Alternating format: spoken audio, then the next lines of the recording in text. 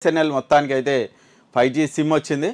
మన BSNL Jio Airtel వీళ్ళందరూ కూడా పెంచిన తర్వాత మొత్తం అందరూ పోర్ట్ అయిపోతున్నారు బిఎస్ఎన్ఎల్కు. చాలామంది ఇప్పుడు మనం అక్కడక్కడ చూడవచ్చు బిఎస్ఎన్ఎల్ స్టాల్స్ కూడా పెడుతున్నారు పోర్టింగ్ కోసం సిమ్ములు ఇవ్వడానికే. అక్కడ ఇంతకుముందు ఎవ్వరు కనిపించకపోతురే, ఇప్పుడు మాత్రం పెద్ద ఎత్తున జనాలు కనిపిస్తారు. అక్కడ గుమిగూడు ఉంటున్నారు.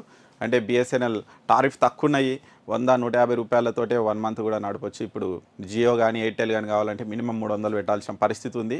సగం ధరకే బిఎస్ఎన్ఎల్ 4G సిమ్ కూడా ఇస్తుంది, 5G సిమ్లు కూడా ఇస్తుంది. ఇప్పుడు ఇక్కడ చూడవచ్చు 5G సిమ్ ఆల్రెడీ టెస్ట్ చేశారు. ఆల్రెడీ మన బడ్జెట్లో 86,000 కోట్లు కేటాయించింది కేంద్ర ప్రభుత్వం.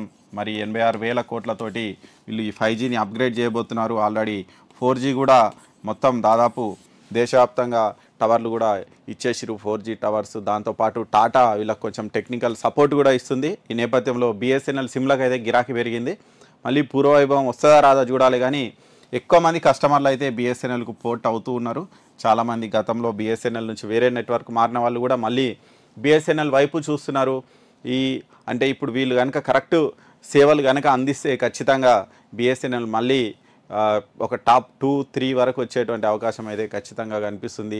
ఇంకా చూడాలి మరి. అంటే కేంద్రం సపోర్టు వీళ్ళ శ్రమ అనేది ఉంటే మాత్రం ఖచ్చితంగా బిఎస్ఎన్ఎల్కు మళ్ళీ మంచి రోజులు వచ్చే అవకాశం అయితే ఉంది. మరి మొత్తానికి అయితే 5G సిమ్ వీళ్ళు లాంచ్ చేసిరు. అయితే ఇప్పటివరకు కూడా బిఎస్ఎన్ఎల్ ఎప్పుడో పాత సిమ్లు ఉండొచ్చు, 2G 3G సిమ్లు కూడా ఉన్నటువంటి వాళ్ళు చాలామంది ఉన్నారంట. వాళ్ళు ఇమీడియట్గా వెళ్ళి అక్కడ బిఎస్ఎన్ఎల్ సర్వీస్ సెంటర్లు దగ్గరలో మీకు ఎక్కడ ఉంటే అక్కడ పోయి వాళ్ళు 5G సిమ్ ఇస్తారట. 4G 5G సిమ్లు వాళ్ళకు అప్గ్రేడ్ చేస్తారంట ఫ్రీగానే. కాబట్టి వీళ్ళందరూ కూడా వెళ్ళి ఆ సిమ్లు మార్చుకోండి, ఉంటే ఇంకా నెట్వర్క్ సమస్యలు అనేవి రాకుండా ఉంటాయంట. కాబట్టి మొత్తంగా అయితే బిఎస్ఎన్ఎల్కు మళ్ళీ ఒక మంచి రోజులు మనం అయితే చూస్తాం అనుకోలే, అనూహ్యంగా చూస్తున్నాం మరి.